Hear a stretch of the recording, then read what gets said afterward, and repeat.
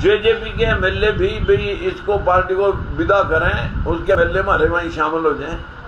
ये सब पैसे के प्रलोभन से ऐसा किया जा रहा है। जेजेपी वाले कह रहे हैं वो तो सारे घर के मुख्यमंत्री हैं। वह उसने कहा अब का भाषण हमने एक सोशल मीडिया पर सुना कि बोला देश को दोनों हाथों से लूटा जा रहा है। पहला तो मुंह से भी लूटा जाता, हाथों से और पैरों से भी लूटा जाता। ये मेरे जो परिवार के लोग हैं जेजेपी वाले, ये भी लूट रहे हैं। तय लूटने से रह गया। अनाप शनाप ढंग से अवैध संपत्तियां इकट्ठी कर ली। बापू जेल में चला गया अवैध संपत्ति में, आमदन से अधिक संपत्ति में। लोग भाषण सुन रहे। अब लोग केजरीवाल की किताब भी खोलते हैं। अगला इलेक्शन जो समीकरण लोकसभा में बढ़ेंगे, नीतीश के गठबंधन में पूरे देश एक होगा। उस गठबंधन में हमारी पार्टी भी समर्थन करेगी। और मैं आपको दावे से कह सकता हूं कि अगला चुनाव बीजेपी 2-2 और 3-3 लाख से भी हारेगी। 1977 के चुनाव की तरह जो ईडी और सीबीआई का खेल था, आज का वही इमरजेंसी का खेल था।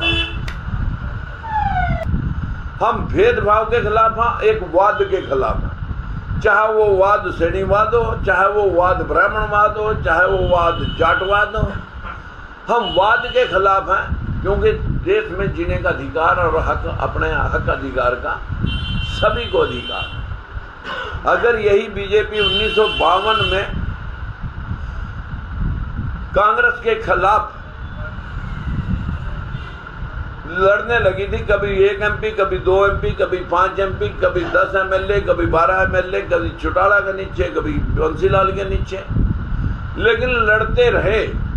अगर छोड़ के भाग जाते तो क्या कांग्रेस 440 से 40 पर आ जाती? यही बात हम आज इन भाइयों से समझाने के लिए यहाँ पर आए कि लड़ाइयाँ बेईमानी के, शोषण के, बंदर बांट के खिलाफ लड़ी जाती हैं। और वो घर में भी लड़ी जाती हैं, बाहर नहीं, घर में भी इंसान लड़ता है। तो यही चीज मैं लेकर के आज इन सब भाइयों के सामने उपस्थित हुआ हूं कि 2 सितंबर को आ जाओ, बैठ करके नई रणनीति तैयार करेंगे। आने वाला चुनाव नीतीश और मोदी के बीच में होगा, क्योंकि ईडी ने सारा विपक्ष भयभीत कर दिया। 3-3 हजार करोड़ रुपए में का बजट रख के 50-50 करोड़ के एमएलए खरीद कर 2-2 सरकारें बीजेपी ने ढा दी। और अभी नीतीश के एमएलए भी तोड़ने का प्रयास होता है।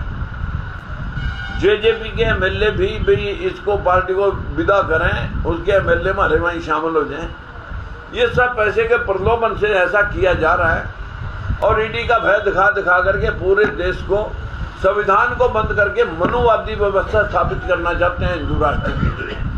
ये कथन तौर पर होगी नहीं। जैसे इंदिरा गांधी का इमरजेंसी लगाने से इलाज होया था, ऐसे ही ईडी और सीबीआई का प्रेशर से पूरे विपक्ष को खत्म करने का जो प्लान है, ये कन्फर्म है कि इस पार्टी को जैसे 3-3 लाख से जमानतें कांग्रेस की जब्त हुई थी, तो 2024 में आज का बोलिया याद रखना, ये जमानतें इस प्रकार से जब्त हों।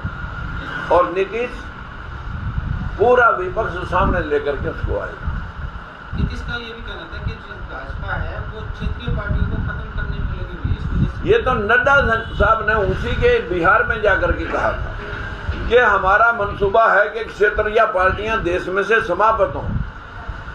तो तब लोगों ने समझ लिया कि ये तो वाहिद वॉइस वर्षा खेलना चाहते हैं। भाई एक ही सिक्के के 2 पहलू हैं, कभी आ जाए कांग्रेस और कभी आ जाए हम, बाकी का कोई रहे ना। और इस देश में जैसे वही खट्टर साहब वही बता सकते हैं कि भाई हमने ये किसानों का पानी निकलवाने के लिए इनका पानी वैसे निकालना है या इनका पानी खेत में से निकालना है। एक और ये जो भी सामनाथ की जो जमीन है, पंचायती जमीन पे काफी बात चल रहा है। वैसे हरियाणा में इसके खिलाफ विरोध प्रदर्शन काफी बढ़ गया है। भाई अब तमाम हरियाणा में ये कह रहे हैं कि जो सरकार जंगलात की जमीन, जो पंचायती जमीन थी, उसका अधिग्रहण न करे। इसके खिलाफ किसान एकजुट हों। देखिए, ये गाँव की मुश्तरका मालकान जमीनें थी। अब सरकार जमीन बांटना चाहती है कहीं कहीं, तो वो कहीं ना किसी का अधिग्रहण करेगी। लेकिन अगर किसी मुफाद के लिए, जैसे कोई नेशनल हाईवे बनाना, हॉस्पिटल बनाना, उसमें करे। लेकिन ये थोड़ा ना कि उसको बेच करके HMT की तरह, उसके सीमेंट उद्योग की तरह, या मतलब पल्प उद्योग की तरह जितने भी पेपर यूनिट थे, जितने भी जिंक यूनिट थे, जितने भी HMT थी, सब बेच खाए।